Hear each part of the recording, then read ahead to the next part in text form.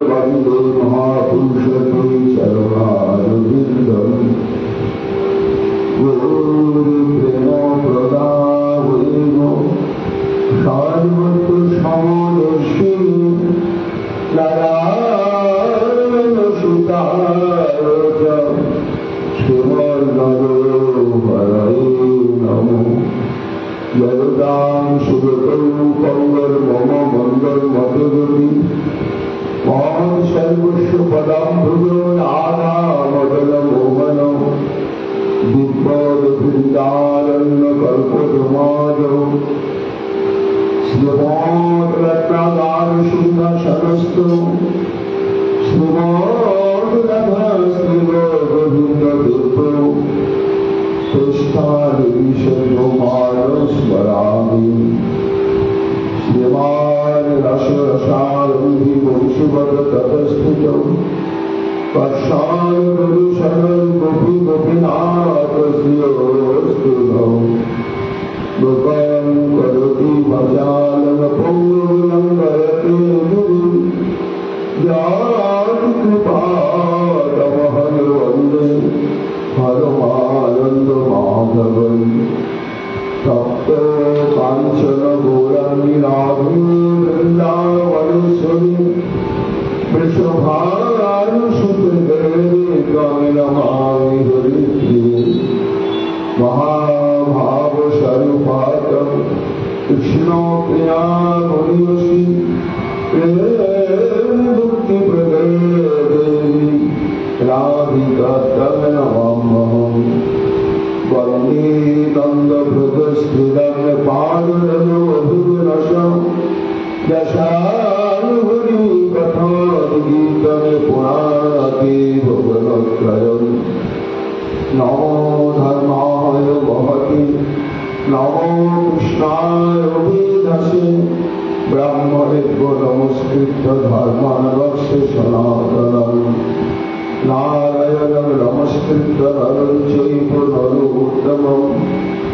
देवीं सरस्वतीं व्यासं ततो जयमुदीरये। व्यासं वसिष्ठनप्तारं शब्दतालगोत्रकल्मषं पराशरात्मजं वन्दे शिवदातं तपोनिधिं।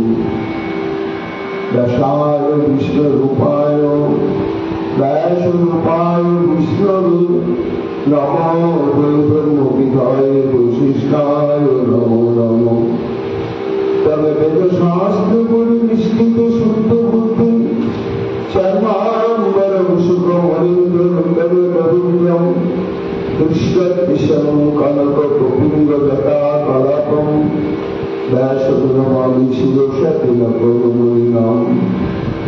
यानि प्रभजन्तमनुपेतमपेतकृतं द्वैपायनविरहकातर्यजुहामो ऊर्ध्वतिजन्मयातयतगुरुर्भुजगुस्तं सर्वभूतहृदयमहिमानतस्मै। या सन्भावमतीन्द्रश्रुतिसर्वमिदम् अध्यात्मदूतमहितुः सकलतमलङ्कम् संसारिणं करुणयाः पुराणगुच्छं संरक्षुषमुपयामि गुरुमुपैलाम्। शुकोदितं नमस्यामि भोगिसत्महाफलम्। विहारन्तं कृष्णप्रेमरससिन्धुजराममुनिम्। योगीन्द्राय नमस्तस्मै शुकाय ब्रह्मरूपिणे संसार सर्वदष्टं च विष्णुरतोऽयमुच्यते। तमादिदेवं करुणानिधानं तमालवर्णं सूर्यावतारम्। अपार संसार समुद्रसुतं भजामहे श्रीभागवतस्वरूपम्। श्रीमद्भागवतं नमामि अमलं पुराणं शुभम्। यस्य श्रवणाध्यायनमात्रेण गोविन्देन भवति दुःखम्। निगमो कल्पतरुनिगलितं फलं सुखमुखादमृतद्रवसंयुतं। पिबत भागवतं रसमालय मुहुरः रसिका भुवि भावुका। रसिकानन्दं यत्र यत्र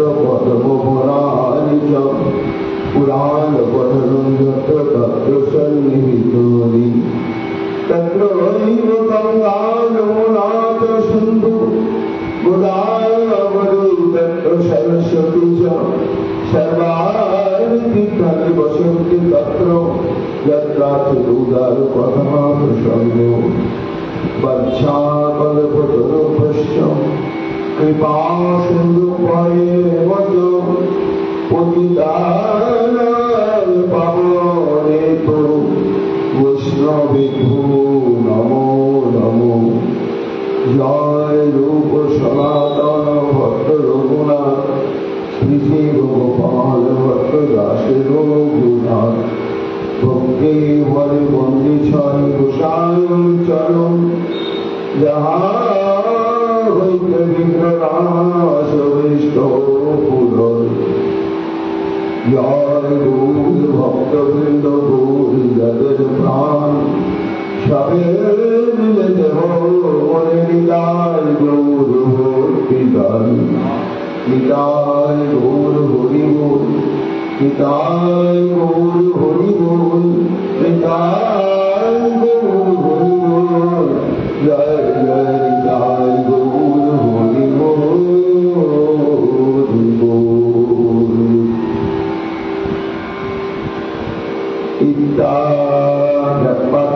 तंत्र अनुपुंगम गृहीत्वा अपदिना पानी तत अग्रवाच।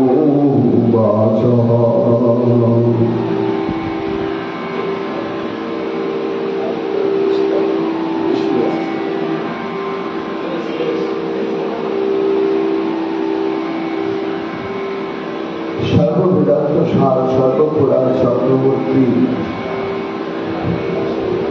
श्री श्रीमद् भागवत महापुराणे दशम स्कंदे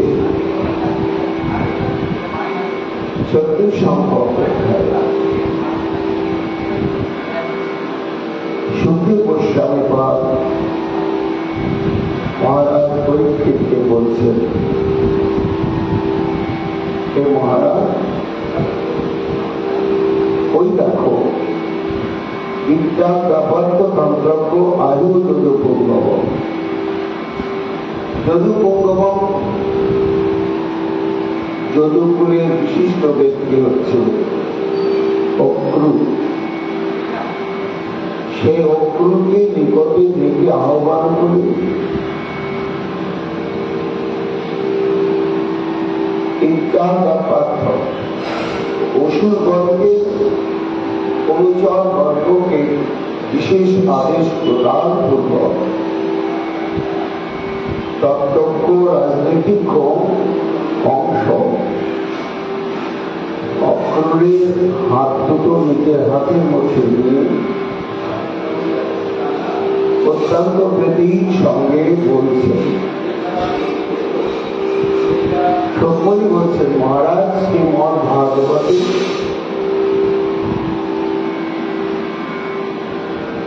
এই অক্রুর সংবাদ একটি গুরুত্বপূর্ণ প্রসঙ্গ। মহাজনগণ বলেন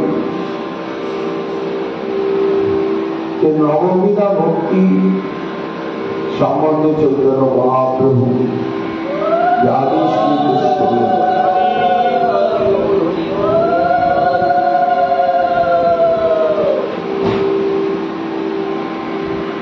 64 অঙ্গ ভজনের পরে বলছেন সাধু সঙ্গ নাম সংকীর্তন ভাগবত শ্রবণ মধুরা বাস শ্রীমূর্তি শ্রদ্ধায় সেবন সকল সাধন সৃষ্ট এই পঞ্চ অঙ্গ কৃষ্ণ প্রেম জন্মায় এই পাঁচের অল্প সঙ্গ। আমরা অক্রুরের প্রসঙ্গ কেন শ্রবণ কীর্তন করব না, তার কারণ হচ্ছে নববিধা ভক্তির সঙ্গে এই অক্রুরের একটা নিবিড় সম্বন্ধ রয়েছে। সেই প্রসঙ্গে চৈতন্য মহাপ্রভু সনাতন গোস্বামী পাদকে অভিধেয় তত্ত্ব বলতে গিয়ে বলছেন যে 64 প্রকার ভজনাঙ্গের মধ্যে নববিধা ভক্তি শ্রেষ্ঠ, তার মধ্যে সনাতন, সাধু সঙ্গ, নাম সংকীর্তন, ভাগবত শ্রবণ আর মধুর আবাস শ্রীমূর্তি শ্রদ্ধার সেবন, এই পাঁচটি হচ্ছে মুখ্য। সকল সাধন শ্রেষ্ঠ এই পঞ্চম।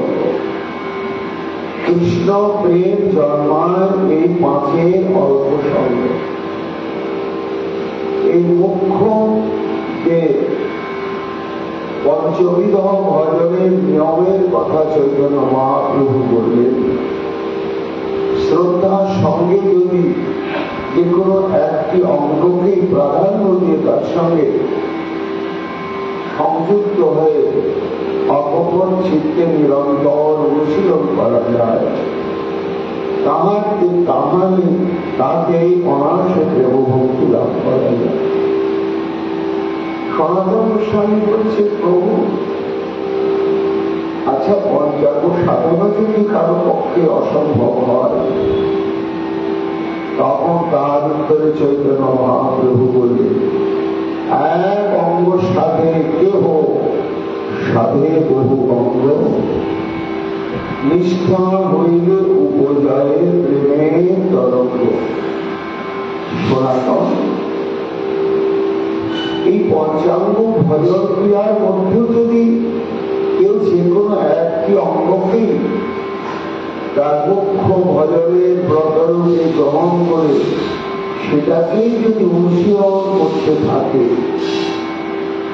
তাহলে আমাদের যে চির পঞ্চপুরুষার্থ কৃষ্ণ প্রেম ও ভক্তি সেটি অনায়াসেই লাভ হবে এবং প্রেমের উদয় হবে। সনাতন গোস্বামী পাদ বলছেন, প্রভু তাহলে যে কোনো একটি অঙ্গকে অনুশীলন করলেও সামগ্রিক ভাবে সমস্ত প্রেম ভক্তি লাভ হবে। মহাপ্রভু বলছেন, হ্যাঁ সনাতন, কেন ওনার সবার সমান ক্ষমতা নাও থাকতে পারে, সামর্থ্য নাও থাকতে পারে একসঙ্গে সমস্ত প্রকার ভক্তি অঙ্গকে অনুশীলন করার জন্য। তাহলে প্রভু বহু অঙ্গ সাধন করে কেই বা এইভাবে প্রেমভক্তি লাভ করে শ্রী ভগবত চরণ প্রাপ্ত হয়েছে, আর কেই বা এক অঙ্গ সাধন অনুশীলন করে প্রেমভক্তি লাভ করে তার মানব জন্মকে সার্থক করেছে। তখন মহাপ্রভু বললেন, এক অঙ্গে সিদ্ধি পাইল বহু ভক্তগণ। সনাতন এক অঙ্গ নববিধা ভক্তি যে কোনো একটি অঙ্গকে অনুশীলন করে অভিষ্টদেবের চরণে ঐকান্তিক নিষ্ঠা সহ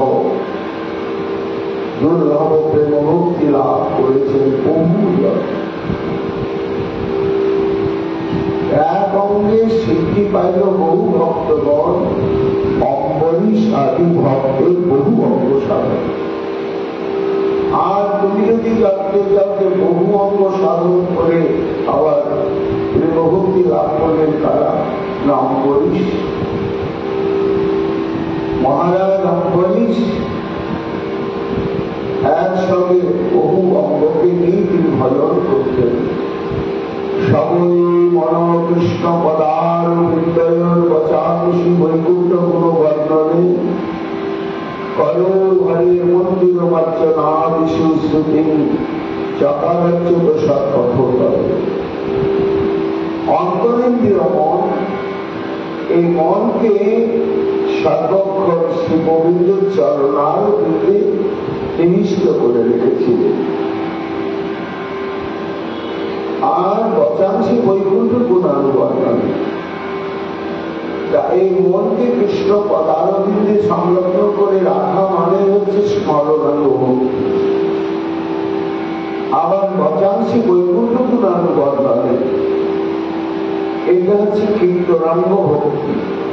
একই সঙ্গে অম্বরীশ স্মরণ এবং কীর্তন করুণ হরের মন্দির মার্জনা আদিশু। আর নিজের হস্তের দ্বারা শ্রী মন্দির মার্জন ধৌত নিরবচ্ছন, তার সঙ্গে সঙ্গে ফুল তুলসী চন্দন ঘর্ষণ থেকে আরম্ভ করে মাল্যগুপ্তন এবং অর্চনার সামগ্রিক ভাবেই ভজনাঙ্গ বুঝায়। তারপরে শ্রুতি চাপালাচ্যুত সব কথা করে। তাহলে মনের দ্বারা স্মরণাঙ্গ ভক্তি, বচনের দ্বারা কীর্তনাঙ্গ ভক্তি, কয়ের দ্বারা পূজন অর্চন ইত্যাদি ভক্তি অঙ্গ, আর শ্রুতি হচ্ছে শ্রবণ। মুকুন্দ লিঙ্গালয় দর্শনে বিষম তদ্ভৃত্ত গাত্র স্পর্শ অঙ্গ সম্ভব।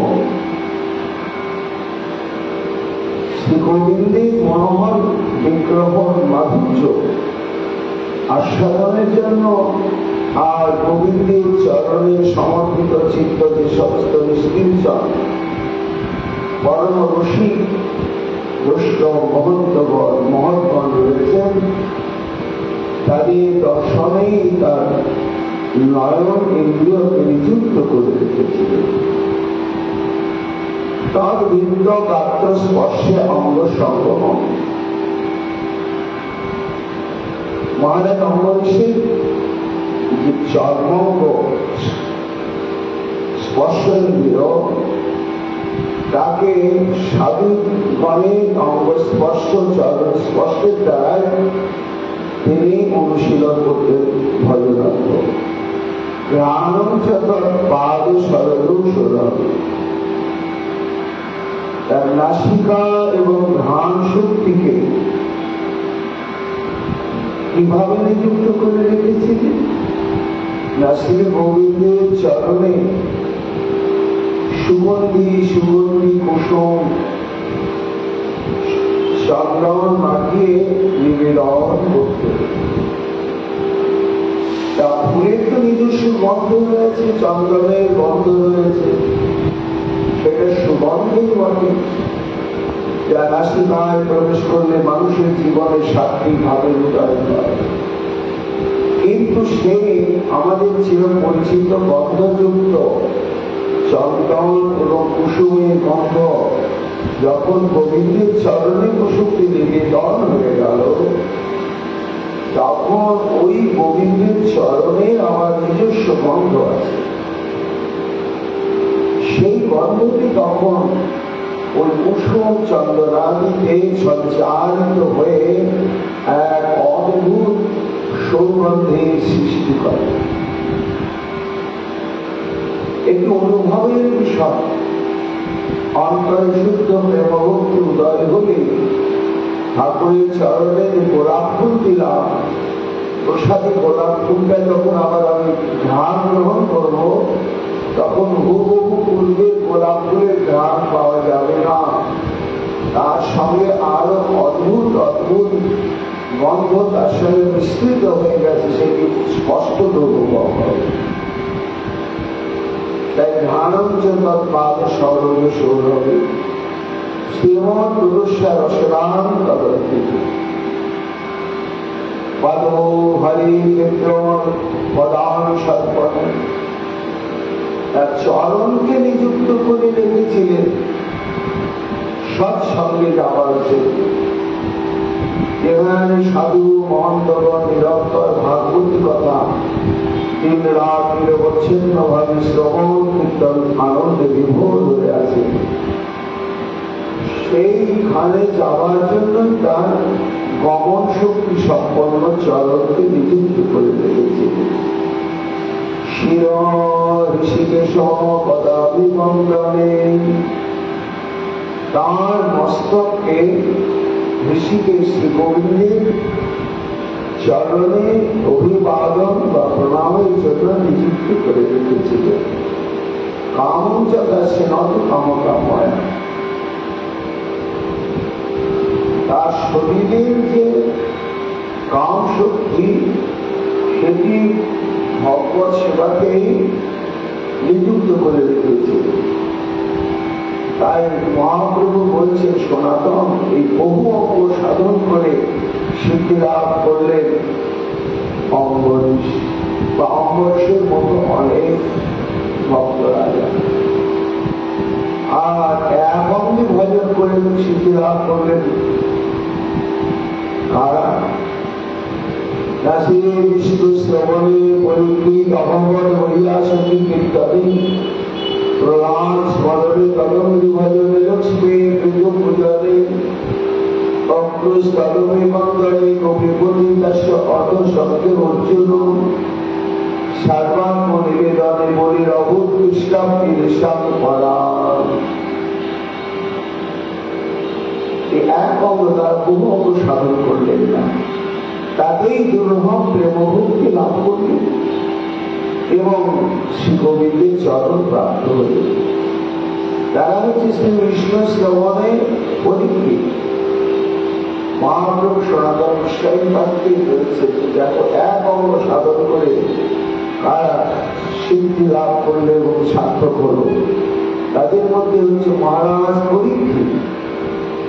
7 দিন 7 রাত তিনি পরিক্রমা করেননি, বন্দনা করেন নাই, অর্চন করেন নাই,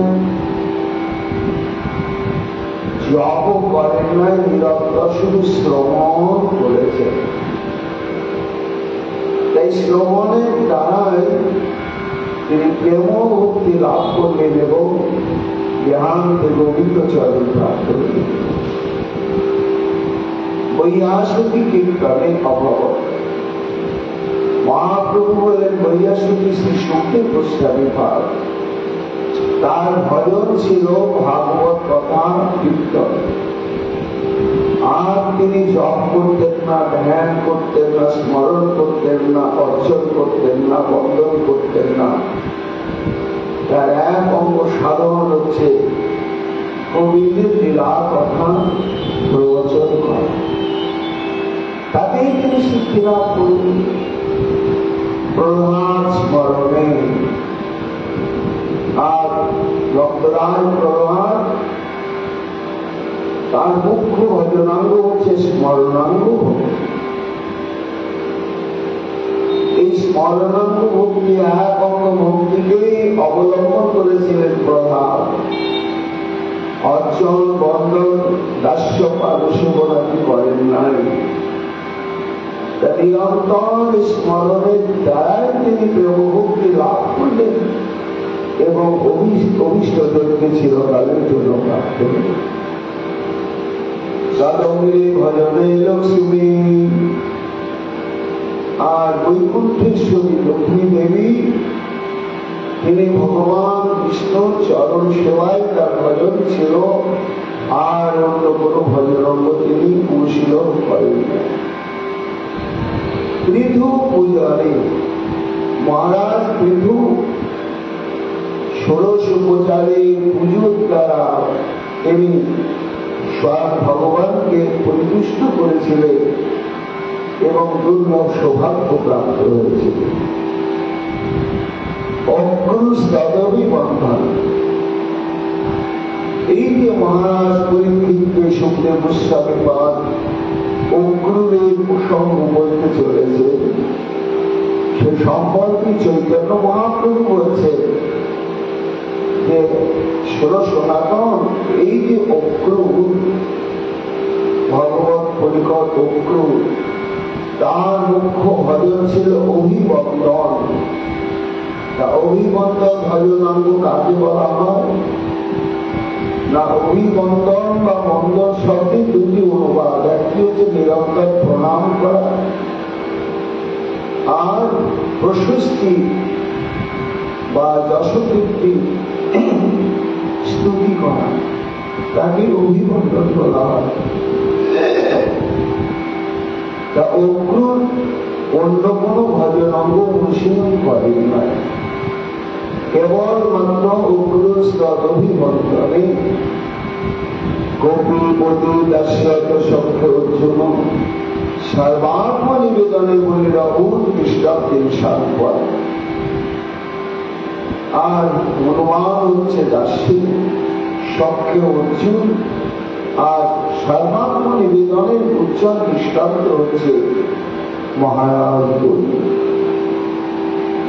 এই যে অক্রুর যদি কেবল প্রণাম এবং স্তুতির দ্বারায় শ্রী ভগবানের অভয় সর্বানন্দ চিরকালের জন্য প্রাপ্ত হলে,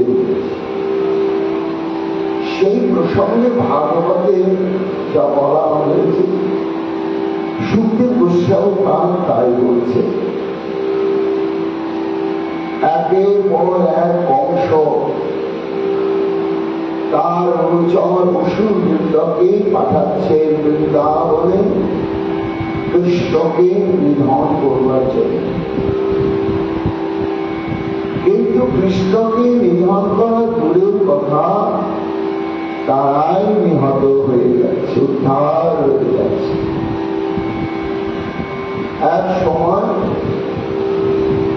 মহাবিক্রমশালী অরিষ্টাসুর সাড়ে দুর্জা কংস তাকেই পাঠালে শ্রীকৃষ্ণকে হত্যা করবার জন্য। এইবার অরিষ্টাসুর যখন কৃষ্ণকে আক্রমণ করলেন, অবলীলা ক্রমে তার শিং দুটো ধরে তার মাথাটা মাটির সাথে এমন ভাবে চেপে ধরলেন, যার মাথা তোলার ক্ষমতাও হল না, শ্রীকৃষ্ণকে পুনর্বার আক্রমণ করার ক্ষমতাও তার থাকল। ওইভাবেই নিধন হয়ে গেল। তার সঙ্গী বলছে, মহারাজ এই অরিষ্টাসুর নিধন মানে এটা একটা বিশাল উল্লেখযোগ্য ঘটনা। যখন অরিষ্টাসুর নিহত হয়ে গেল, এই সংবাদ যখন মথুরায় পৌঁছালো, তখন বংশ তো মাথায় হাত দিয়ে চিন্তা করছে। আর এমন সময় দেবশ্রী নারদ নারায়ণ নারায়ণ নারায়ণ বলতে বলতে এসো দেবশ্রী ছুটে গিয়ে প্রণাম করলেন কংস। কংস, কি চিন্তা করছ? আসল রহস্য তুমি জানো না। আসল রহস্যটা তোমার কাছে বলে যাওয়ার জন্যই আমি এলাম। তুমি কে জানো তো? তুমি সেই কাল নেবে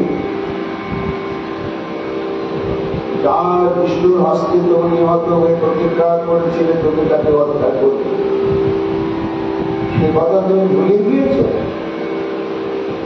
আর এই যে অষ্টম গর্ভে যে একটি কন্যা কারাগারে গিয়ে তুমি পেয়েছিলে, আর তোমার হাত থেকে বসতে গিয়ে আকাশে চলে গেল, তারপরে তার হদিস নেই। এই রহস্যটা তুমি জানো? কি রহস্য দেবশ্রী? না, ওই মেয়েটা আদৌ দেবকী না। ওই মেয়েটা হচ্ছে গোকুল বাসিনী নন্দ মহারাজের ধর্মপত্নী যশোদার গর্ভজাত মেয়ে। তাহলে তাহলে কি ওই অষ্টমী তিথিকে দেবকী তোমার যে মৃত্যু যার হাতে হবে সেই পুত্র প্রসব করেছে। আর বসুদেব গোপনে মাথায় করে তাকে নিয়ে গিয়ে ওই যমুনা পার হয়ে গোকুলে নন্দালয়ে তাকে রেখে যশোদার কন্যাটাকে নিয়ে চলেছে। আর জানো, বলরাম ও রোহিণী নন্দন নয়, বলরাম হচ্ছে দেবকীর গর্ভজাত। এই কথাটি ভগবান দেবশ্রী নারদ কংসকে জানিয়ে দিলে। কেন না? কংস যাতে তাড়াতাড়ি নিধন হয়।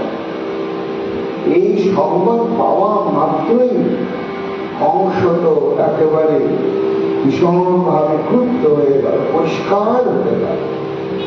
তাহলে এতদিন যাকে ভাবতাম গোয়ালা ছেলে, ওই আমার চিরশত্রু, দৈববাণী যাকে ঘোষণা করে তার পরিচয় বলেছে।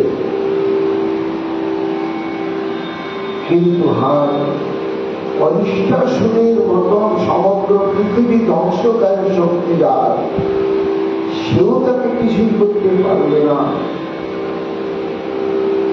তখন দেবশ্রী নারদ বিদায় নিয়ে চলে গেলে কংস চিন্তা করছে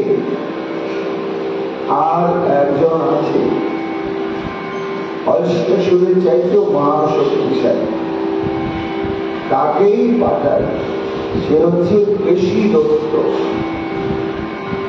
কেশী দত্তকে কংস ডাকে, সমস্ত ঘটনা বলবে।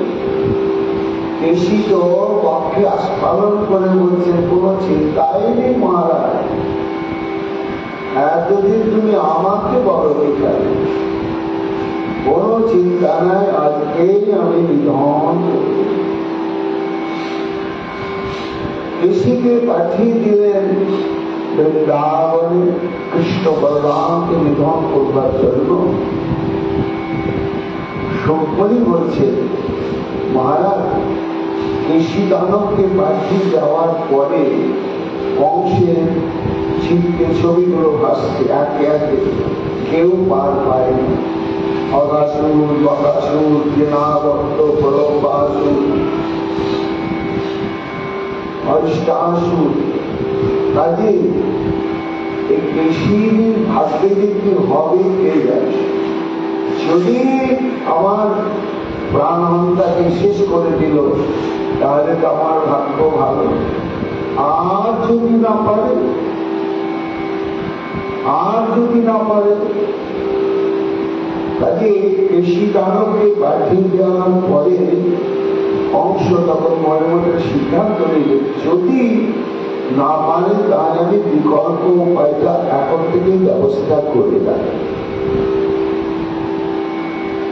এই বলে চানর, মুস্তিক, স্বর, তোষণ ইত্যাদি সমস্ত প্রধান তার আমাত্যবর্গ, মন্ত্রী আর তার বিশেষ সুদক্ষ হস্তি পালককে ডাকবে।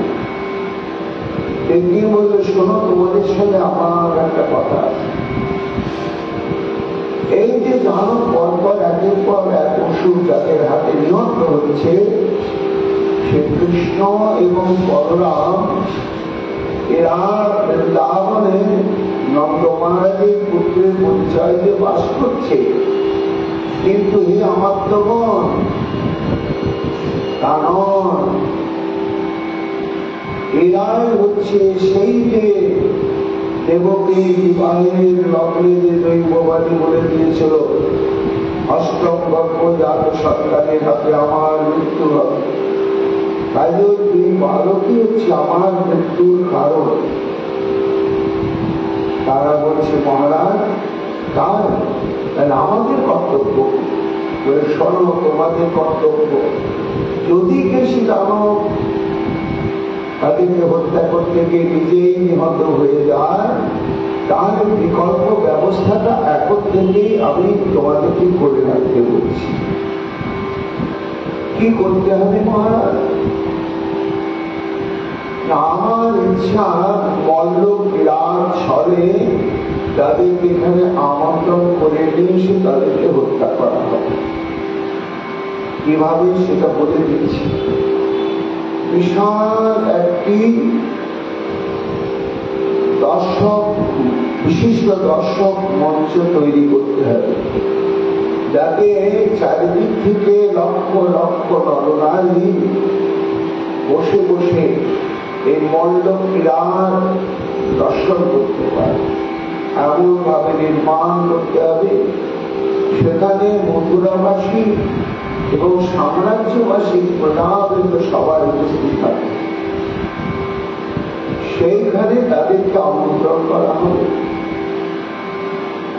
আর হে হস্তি পালক, আমার যে মহাশক্তিশালী কুবলর্পীর হস্তি, তাকে তুমি প্রশিক্ষণ দিয়ে দিয়ে ওই মল্ল ক্রীড়াঙ্গনের প্রবেশের দ্বারেই রেখে দেবে। যেই ওরা প্রবেশ করতে উদ্যত হবে, সঙ্গে সঙ্গে আক্রমণ করে তাদেরকে হত্যা করবেই করবে। মহারাজ, সবই তো শুনছি, সবই ব্যবস্থা করা হবে, কিন্তু একটা কারণ ছাড়া তো কার্য হয় না। হঠাৎ মল্ল ক্রীড়াঙ্গন, এটা কেন হবে? একটা কারণ নিয়ে তো।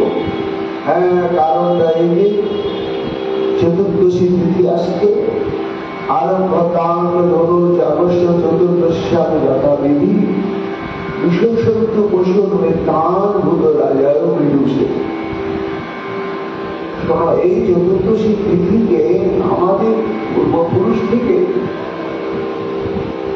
যে একটি দৈব ধনু রয়েছে, তার একটা বিশেষ পূজা হয়। কাজে সেই পূজাটি সাড়ম্বরে হবে এবং বিশেষত পশুর মেতান, সেখানে মহাদেবীর প্রীতিবিধানের জন্য পশু বলিদান করা হোক,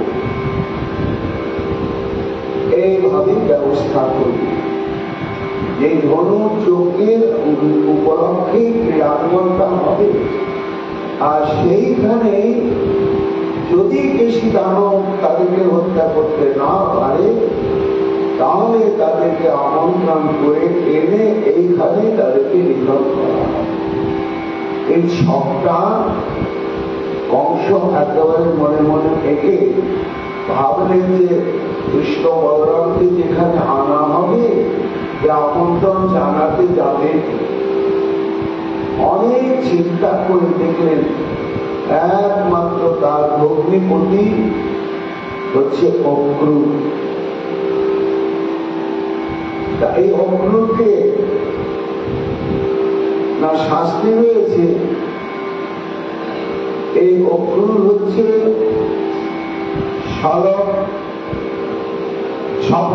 সফলকে পুত্র।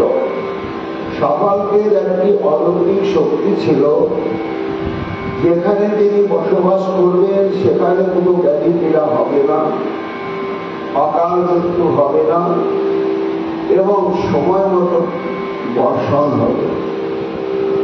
একবার মহারাজ কাশীরাজের সাম্রাজ্যে দীর্ঘদিন অনাবৃষ্টি হয়েছিল।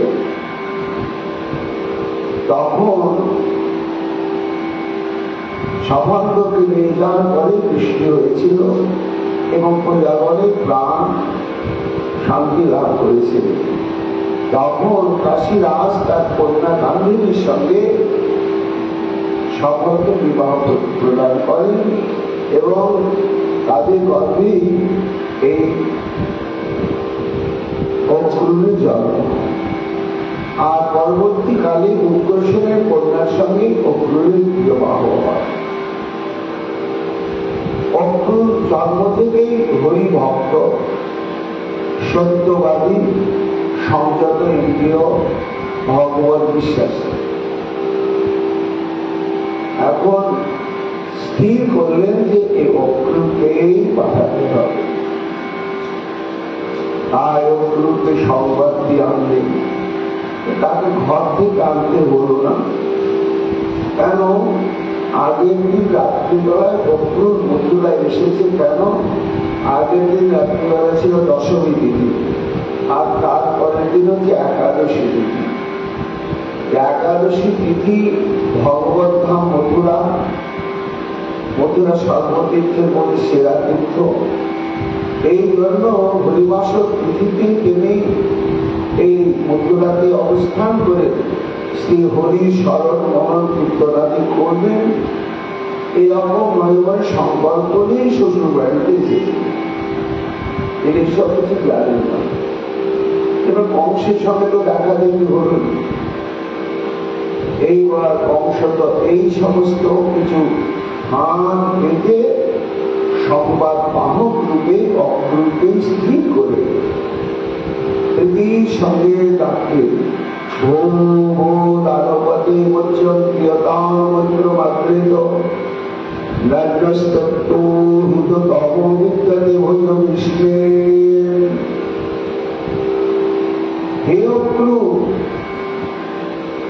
দানপদে তুমি উদার চিত্ত মহাদানী, তোমার মতন দাতা উদার সরল প্রাণ সমাজে আর দু চারটে খুঁজে পাওয়া যাবে না। এই জন্যই তোমাকে আমি মন প্রাণী ভীষণ সম্মান করি অক্রু।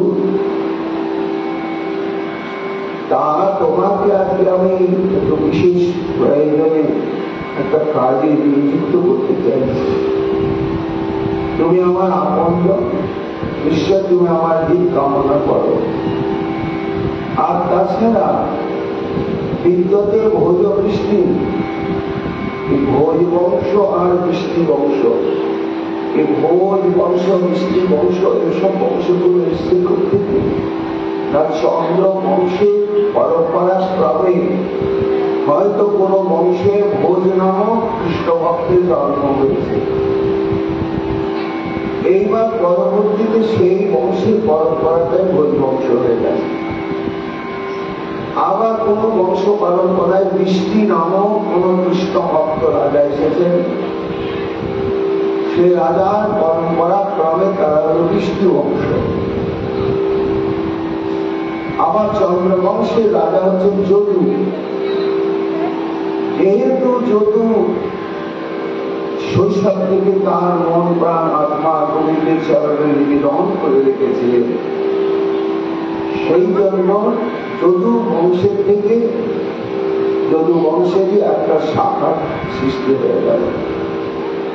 সেই বলছেন যে ভোজ বংশ হচ্ছে বংশ ভোজ বংশ বা উগ্রসেন ভোজ বংশ। আমাদের এই ভোজ বংশ এবং কৃষ্ণ বংশের যাদবগণের মধ্যে তুমি একমাত্র বিচক্ষণ এবং হিতকারী। তোমাকে এই দায়িত্বটা বহন করতেই হবে।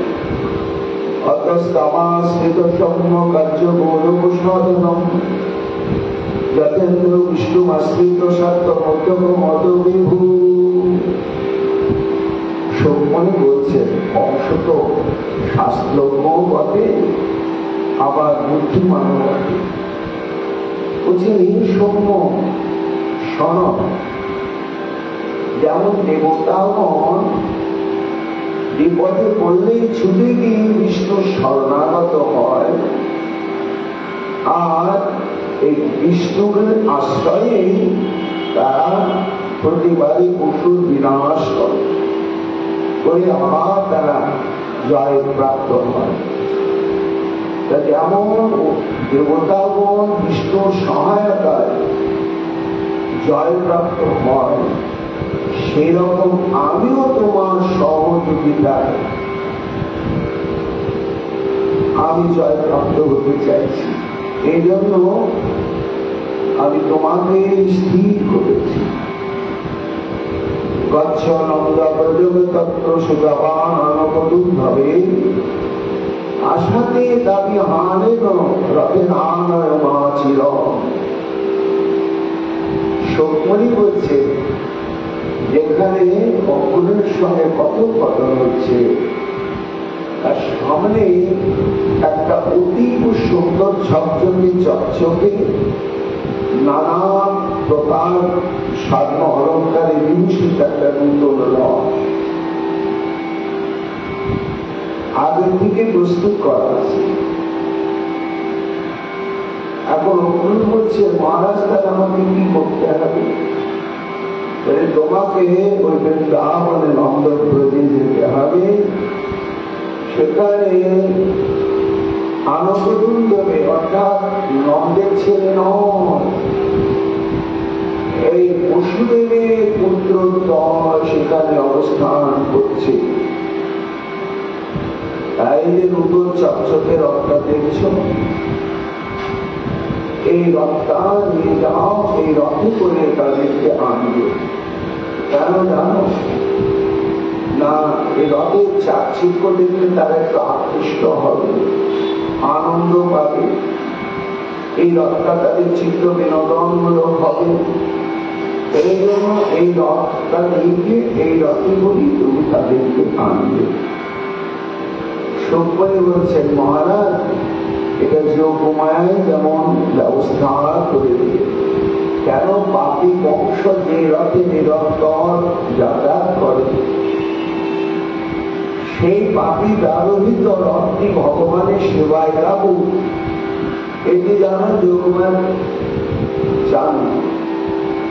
তাই বংশ এইরকমই চিন্তা করলে একটা নতুন রথ নির্মাণ করি। অনেক রথের আনয় মাছি রথ তুমি দেরি করো না, এক্ষুনি যাও। বিশিষ্ট কিলমে মৃত্যু দৈবে বৈকুণ্ঠ সংস্কার তাবার আলয় সমরূপে নন্দাত্রই সভ্যুত আর অনয় অক্রুত নির্দিষ্ট কিলমের মৃত্যু দৈব অর্থাৎ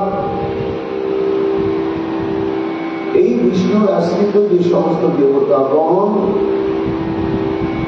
তারাই দৈববাদী করে আমাকে জানিয়ে দিয়েছিল যে ওই বালক ব্যক্তি আমার একমাত্র প্রাণঘাতক মৃত্যুর কারণ। আমি কেশিকে পাঠিয়ে দিয়েছি, তাতে আমার বিশ্বাস করছে না। কি সংবাদ আসবে জানি না, যদি কেশি তাদেরকে নিহত করে দেয় তাহলে তো হয়ে গেল, তোমার কাছে যেতে হবে। আর যদি না পারে তাহলে তোমাকে যেতে হবে। তা শুধু তাদেরকে আনবে না, সমগ্র বৃন্দাবনের বয়োজ্যেষ্ঠ গুরুজন স্থানীয় যারা সম্মানের পাত্র তাদেরকে আমন্ত্রণ জানাবে আমার পক্ষ থেকে। এই ধনুর্যজ্ঞ অনুষ্ঠানে যেন সমাগমে সবার প্রীতি উপহার সবাই সমাগত হয়, এটাই আমার বাসনা। তুমি জানি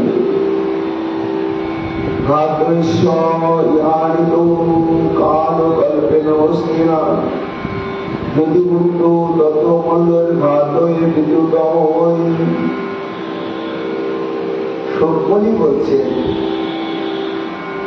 অগ্রুর কাছে কংস কোনো গোপন কিছু লাগবে না, সব বলে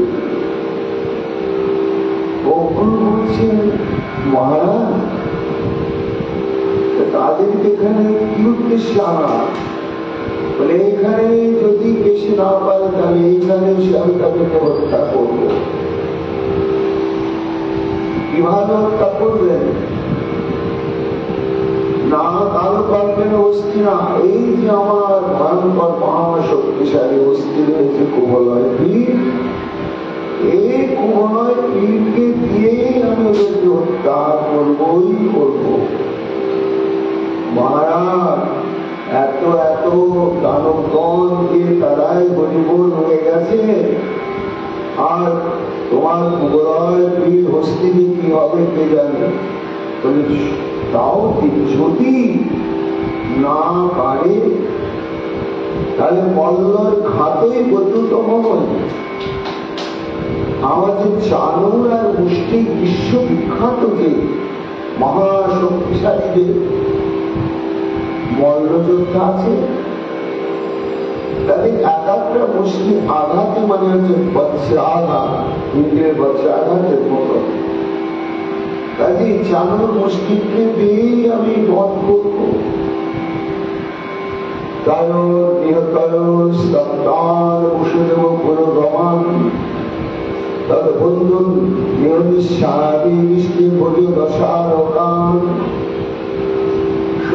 বলছেন মহারাজ রজগুণাত্মক ব্যক্তিগণের দেহ অভিমান নিয়ে তাদের এইরকম চিন্তা ভাবনা হয়। বলছে অগ্রু নিশ্চিত তো এইভাবে তাদেরকে হত্যা করবই করব। আর তারপরে কয়েক বৃহত্তর স্তব্ধা তারা দুভাই যখন হরিবোল হয়ে যাবে, মারা পড়বে, তখন শোকসন্তপ্ত পশুদেরকে হত্যা করবে।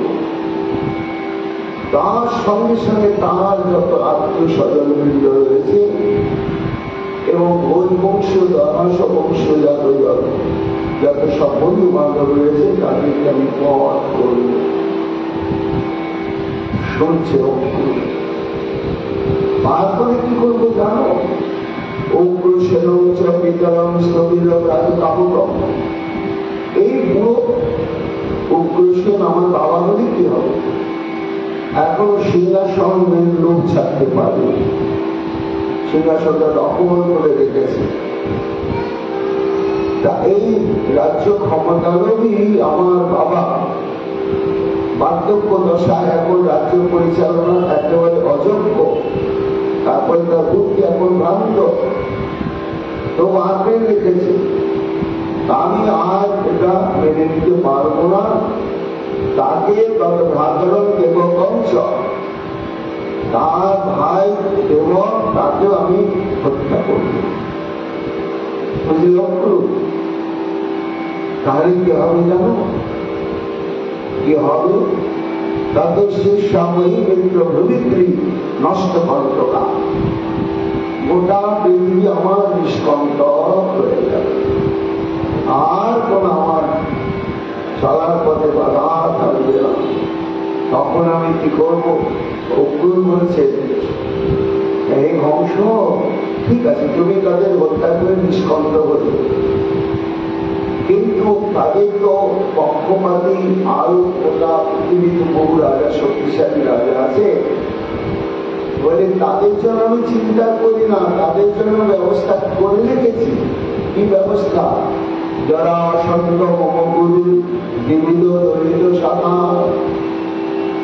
আমার একমাত্র হিতাকাঙ্ক্ষী চরম গুরুজন হচ্ছে আমার শ্বশুর মশাই জরাসন্ধ, নবদধিপতি জরাসন্ধ।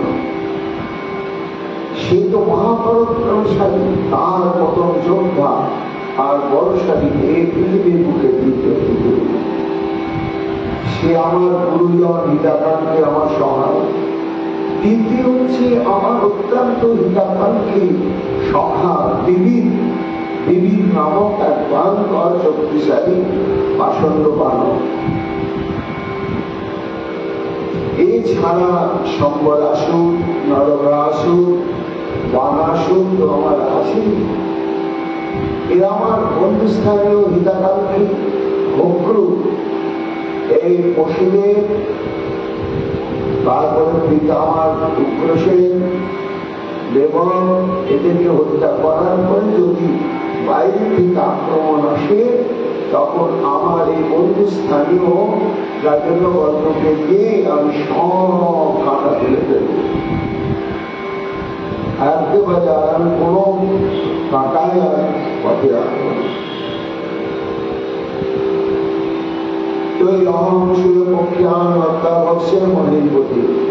তখন আমি নিষ্কণ্টক ভাবে সিংহাসনে বসে সমগ্র পৃথিবী শাসন করতে পারবো আর ভোগ করতে পারবো।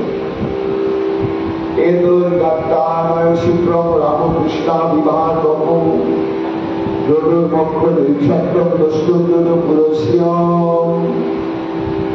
হাতের মধ্যে হাতটা ধরে দিয়েছে। আমি কিন্তু তোমার কাছে আর কিছু থেকে রাখলাম না। আমার স্বপ্ন আমি সব তোমাকে খুলে বললাম। এই জন্য আমার কথা শোনো, তুমি আর দেরি করো না, শীঘ্রই যাও, গিয়ে এই ধনুর চক্রের তিথি চতুর্দশী তার আগেই তাদেরকে এখানে আসতে হবে। সবাই আসুক, এই আমন্ত্রণ পত্র তুমি নিয়ে যাও। এই কথা যখন বললে অক্রুরকে, তখনই বলছেন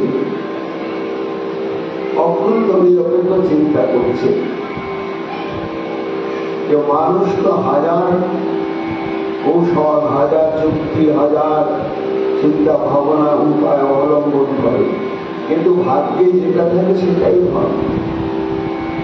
তখন অক্রুর বিনীত ভাবে বলছে, রাজন পরিষিত সাধ্য তব সাবদ্ধ মার্জ, সিদ্ধা সিদ্ধ সহম পূজার দৈব এই পরম সাধন।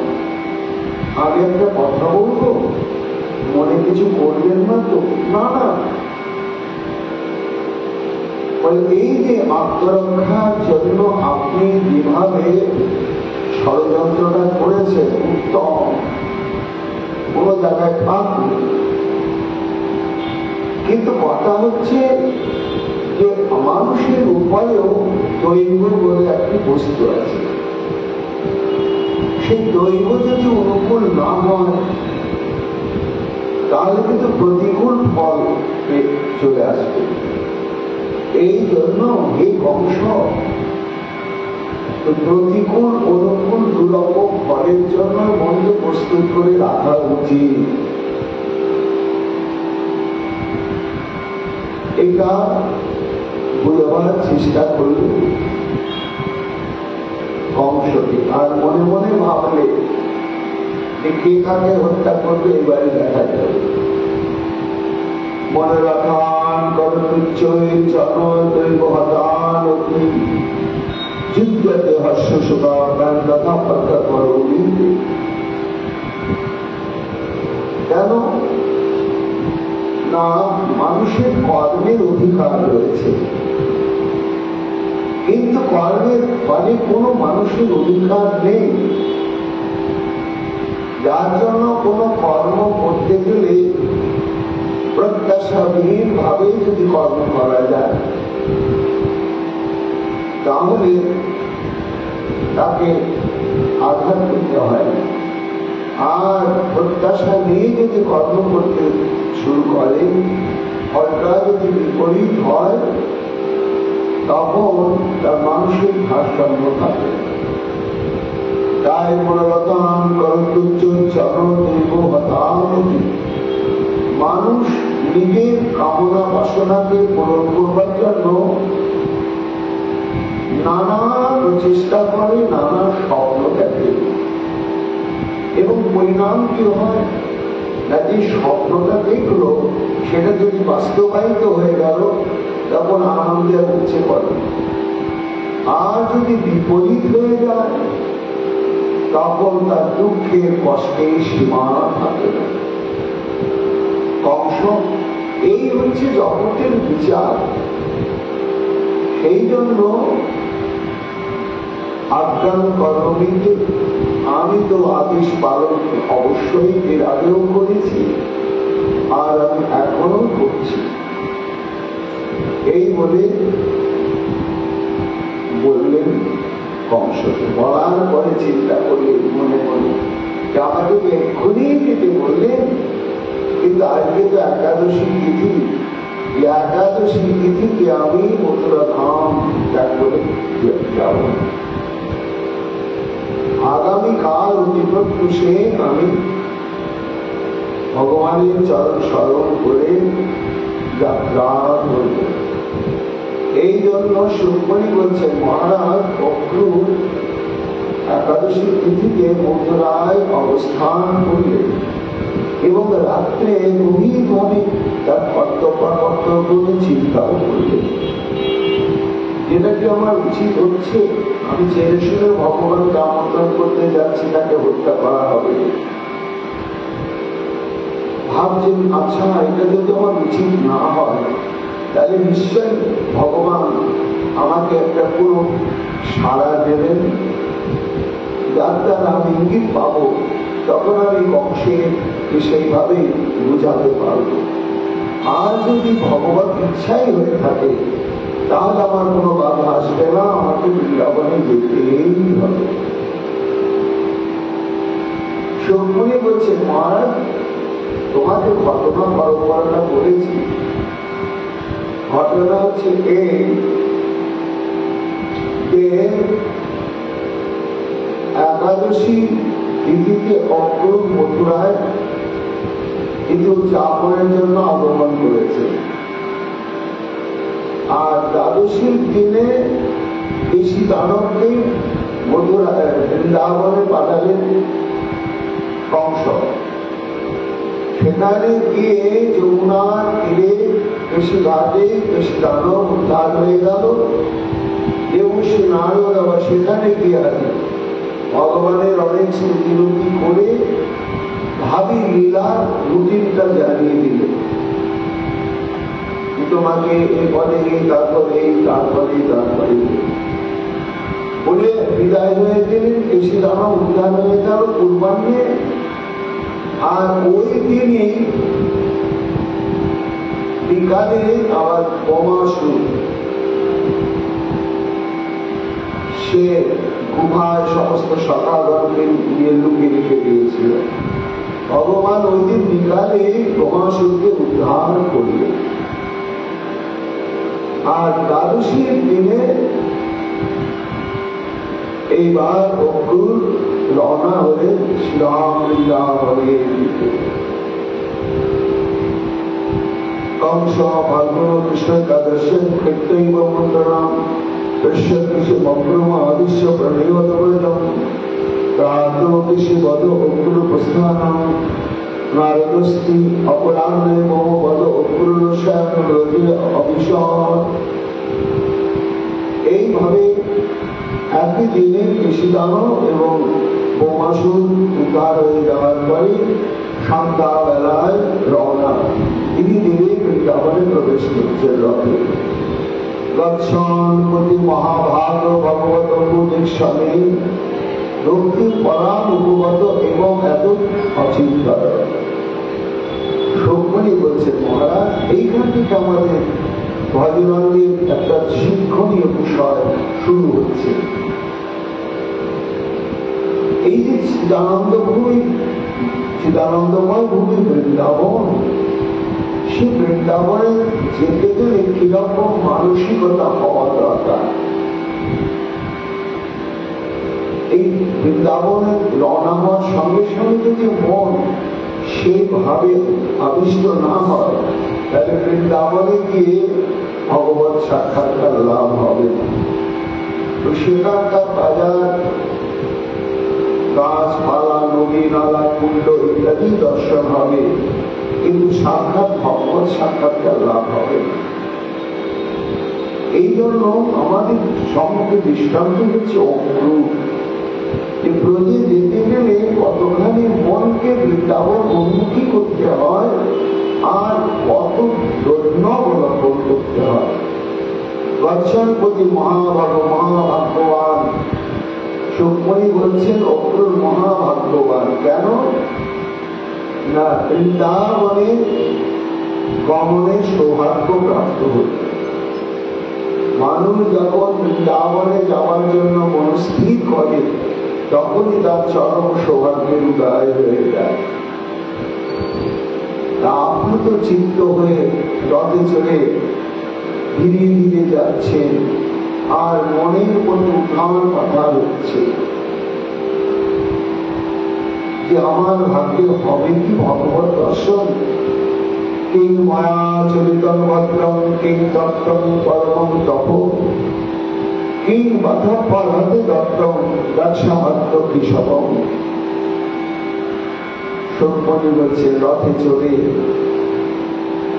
রথটা ধীরে ধীরে বৃন্দাবনের দিকে এগুচ্ছে। আর সে রথে চেপে কৃষ্ণ রাম করছে মুখে আর মনে মনে চিন্তা করছেন কি মায়া চরিতম ভদ্রম, জীবনে তো আমি কোনো শুভ কর্ম করিনি। আমার এই শুভ কর্মের ফলেতে আমি ভগবানের দর্শন পেতে পারি। কিন্তু এমন কোন কঠোর তপস্যাও করিনি যে তপস্যার পরিণামে আমি ভগবত সাক্ষাৎকার লাভ করতে পারি। আমার তো কোন স্বীকৃতি নেই, এমনকি আমি কোন সৎপাত্রের দানও করি না সেই সৎপাত্রের দানের স্বীকৃতি ধরে আমি ভগবত দর্শনের সৌভাগ্য পাব না। আমার মনে হয় যাচ্ছি বটে, কিন্তু গেলেই যে ভগবত সাক্ষাৎকার হবে এটা মনে হয়। মহারাজ করে কি শুনছেন, হঠাৎ বললেন গুরুদেব এই কি শুভ কর্মের দ্বারা ভগবত দর্শন লাভ হতে পারে। আর কি দানের দ্বারা ভগবত দর্শন লাভ হতে পারে, আর কি তপস্যার দ্বারা ভগবত দর্শন লাভ হতে পারে। অক্রুর বলে এটা কি হয়? সুখমণি বলছেন হয়, তোমাকে বলেছি, তুমি ভুলে গিয়েছ। শুভ কর্মের দ্বারা ভগবত সাক্ষাৎকার লাভ করলেন কে? না মহারাজ বিধু। শুভ কর্ম বলতে এখানে ষোড়শোপচারে অর্চন এবং যজ্ঞাদি। মহারাজ বিধু যজ্ঞ যজ্ঞপতি সাক্ষাৎ ভগবান হলেন ঈশ্বর, অন্ন ভুজেন সর্বাত্মা সর্বলোক গুরু প্রভু। এমন তিনি ভক্তি গদগদ চিত্তে যজ্ঞানুষ্ঠান করলেন।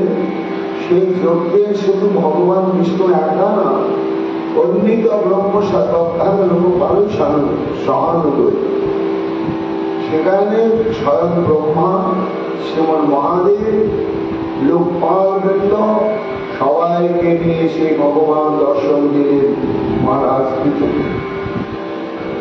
সমস্ত গান গন্ধর্বগণ স্তুতি করছে। তাহলে এটা হচ্ছে শুভ কর্ম। শুভ কর্মের দ্বারাও ভগবানের সাক্ষাৎকার লাভ করা যায়। কিন্তু অক্রুর চিন্তা করছে আমি তো সব করি না, কাজে আমি কি করে ভগবান সাক্ষাৎকার লাভ করব? আর তপস্যা, হ্যাঁ তপস্যার দ্বারা ভগবান সাক্ষাৎকার লাভ হয়। কে লাভ করলেন? না ধ্রুব বাল্যকালে। কিভাবে? মাত্র 5 মাস ত্রিরাত্রান্তে পবিত্র বদরাসন আত্মবিদ্যান শয়ন মাসম তিন্নে অর্চয়ন হরি। 3 রাত্রি বাদে বাদে একটা কয়েকবেল আর পাকা ফুল, এই 3 দিন বাদে বাদে ভক্ষণ করে ঠাকুরের অর্চন করলেন 1 মাস। দ্বিতীয়ঞ্চে দধামাসম ষষ্ঠে ষষ্ঠে অর্ধকে দিনে তৃণ বর্ণাদেবী শীঘ্র কীর্তন অপর্চয় বিভূম। তপস্যা কাকে বলে? তৃতীয় মাসে ধ্রুব 6 দিনের মাথায় মাথায় শুকনো ঘাস আর পাতা খেয়ে শ্রীহরি অর্চন করবে। তাহলে মাসে 6 দিনের মাথায় হলে 5 দিন মাত্র ঘাস পাতা খেয়ে অর্চন করলেন, এই তপস্যা। তৃতীয় চারণ মাস নবমে অবনী অভক্ষ উত্তম শ্লোক অনুবদ সমাধি। আর তৃতীয় মাসে কি করলেন? 9 দিনের মাথায় মাথায় কেবল জল পান করলেন।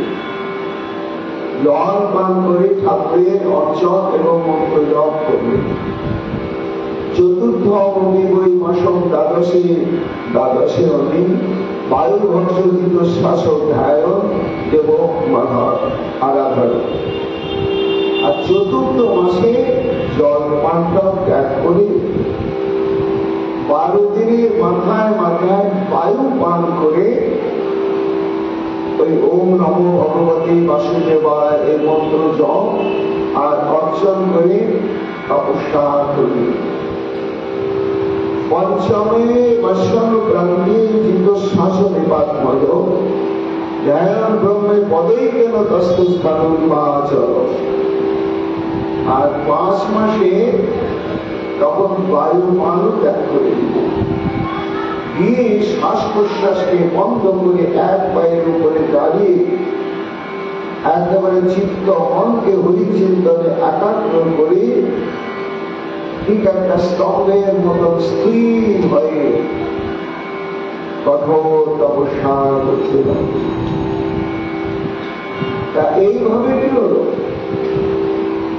না, 5 মাস তপস্যা করার পরে আর করতে হলো না। শ্রী ভগবান ছুটে এসে একেবারে বিবাহ করে তাকে দর্শন প্রদান করলেন, বর প্রদান করলেন এবং ধ্রুবলোক সৃষ্টি করে তাকে সেইখানে স্থান দিলেন। এই জন্য মহারাজ পরীক্ষিত অক্রুর যে মনে মনে আক্ষেপ করছেন যে আমি তো কোনো তপস্যা করি না, হরিদর্শন পাবো কেন? না, তপস্যার দ্বারাও যে পাওয়া যায় এই দৃষ্টান্ত হচ্ছে ভ্রমণ। শুভকর্মের দ্বারা হরিদর্শন পাওয়া যায় তার দৃষ্টান্ত বললাম মহারাজ পৃথু। এবার সৎ পাত্রের দান, এই সৎ পাত্রের দানের দ্বারাও ভগবত সাক্ষাৎকার লাভ করা যায়। তার দৃষ্টান্তকে মহারাজ বলি একেবারে সমস্তকে ভগবান দান করে দিলেন ভগবানের দিলেন বলে তো তিনি ভগবানের এত কৃপা প্রাপ্ত হলেন। এই কৃপার কথা বলতে গিয়ে প্রহ্লাদ বলতে বাধ্য হলেন যে ঠাকুর, তুমি বলিকে যে কৃপা করলে সেই কৃপা ব্রহ্মা পায় না, শিব পায় না, লক্ষ্মী দেবী পর্যন্ত পায় না। অগ্র রথে যেতে যেতে সেটাই চিন্তা করছে যে আমার সৎপাত্রে দান নেই, তপস্যা নেই, শুভ কর্ম নেই, আমি যাচ্ছি বটে, কিন্তু কি করে দর্শন পাব?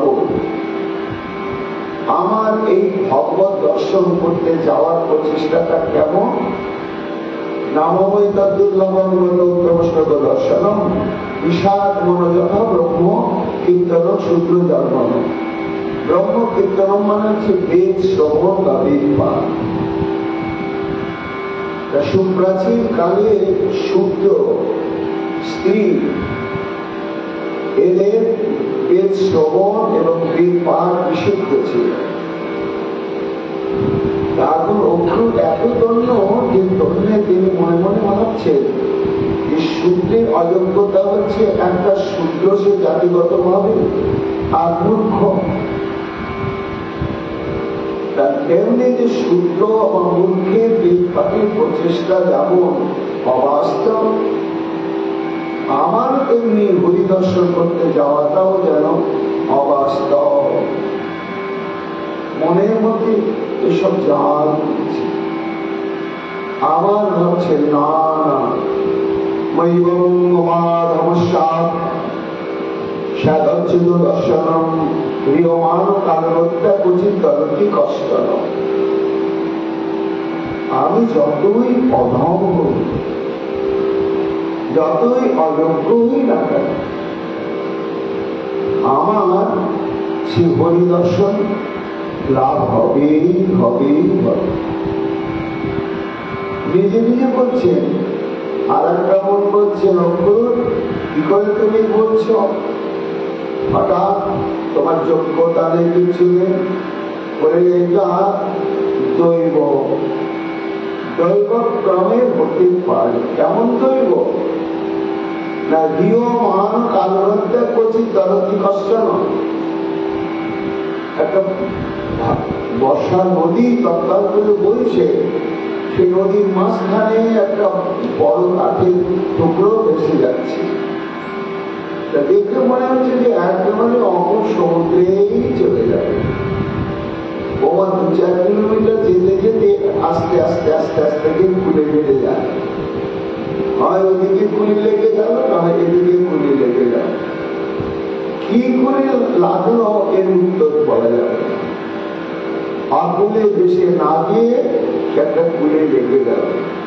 তাই খরস্রোতা নদীর মধ্যস্থিত ভাসমান রাষ্ট্রখণ্ড যেমন দৈব ক্রমেতে কুলে লেগে যায়, তেমনি আমারও ভাগ্য চক্রে কর্মফলের সাথে ভাসতে ভাসতে কোন অজ্ঞাত স্বীকৃতির ফলে নিশ্চয় আমি তার দর্শন পাব। পরীক্ষিত হচ্ছেন গুরুদেব এত দন্য, তিনি অধম করছেন অক্ষর। নববিধা ভক্তির অভিবন্ধনের একমাত্র দৃষ্টান্ত যে অক্ষর, তিনি নিজেকে অধম বলছেন, অধমাধম, অধমের চাইতে অধম। কেন বলছেন? বলে না, শোনো মহারাজের তত্ত্ব আছে। এই ভক্তি, ভগবত ভক্তি এমন একটি বস্তু, এটি যখন অন্তঃকরণে নিষ্কপট ভাবে সমুদয় হবে, তো যার হৃদয়ে যে পরিমাণ ভক্তি উদয় হবে, তার জীবনে তেমনি ভীষণ দণ্ডতা বাড়তে থাকবে। মহাপ্রভু নিজে বলছেন যে আমার কিছু হলো না, আমার কিছু হলো না। কবিরাজ গোস্বামী বলছেন জগায় মাতায় হইতে মহিষে পাপিষ্ঠ, পুলিশের কীট হইতে মহিষে লঘিষ্ঠ। মোর নাম শোনে যে তার পুণ্য হয়, মোর নাম লয় যে তার পাপ হয়। এই জন্য এটা তন্নের থেকে বলছে, প্রকৃত অধম তো কখনো নয়। তাহলে প্রকৃত অধম কি নেই? অধম আছে। এই অধমের পরিচয় দিলেন চৈতন্য মহাপ্রভু। কবিরাজ গোস্বামী পার্বত্য করেছেন কারণ না মায়াবাদী কর্মনিষ্ঠ কুদাত্মিকগণ নিন্দু বাসন্তী যত পড়ুয়া অধম। এরা অধম। এক হচ্ছে মায়াবাদী। মায়াবাদী তাদেরকে বলা হয় যারা শঙ্করাচার্যের সম্প্রদায়ভুক্ত, তারা মায়াবাদী। ব্রহ্মসত্যম যখন মিথ্যা জীব ব্রহ্ম হইব না পড়ে, এই তত্ত্বের যারা প্রচার করছে এরা অধম। আর কর্মনিষ্ঠ যারা যাগ যজ্ঞাদিকে বিশ্বাস করে, এরা কর্মনিষ্ঠ ব্যক্তি, এরা হচ্ছে অধম। আর কুতাত্ত্বিক যারা ভক্তির বিরোধী, চিরকাল তর্কাতর্কি করে, তারা অধম। আর যারা পরচর্চা পরনিন্দা করে, তারা অধম। আর এদের দ্বারা প্রভাবান্বিত হয়ে যে সমস্ত বিদ্যার্থীগণ তাদের অনুগমন করেন, তারা হল অধম। এরা কোনদিন প্রেম ভক্তি লাভ তো করবে না, ভগবত সাক্ষাৎকার লাভ করবে না। এই জন্য অধম সম্পর্কে আরো বলা হচ্ছে হিত করিলে অহিত করে যে জন, অধম বলে তারে কবিজন। এই জন্য মহারাজ পরীক্ষিত এটা তন্নের থেকে অক্রমণ বলছেন যে আমি যে চলছি রথে মৈবম মমাধমস অধমস্য বিষয় অর্থিত দর্শন কি করে হবে? আবার ওই স্বপ্ন দিচ্ছেন হবে কেন না,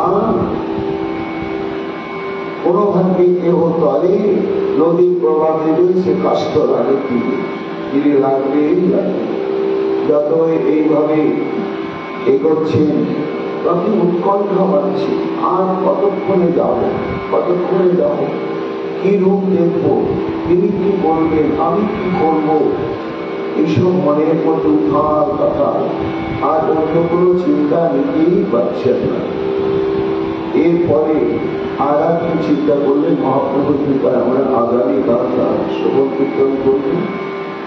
এখন তার মধ্যে আমাদের ভাগবতী কথা এখানেই বিশ্রাম লাভ করছে।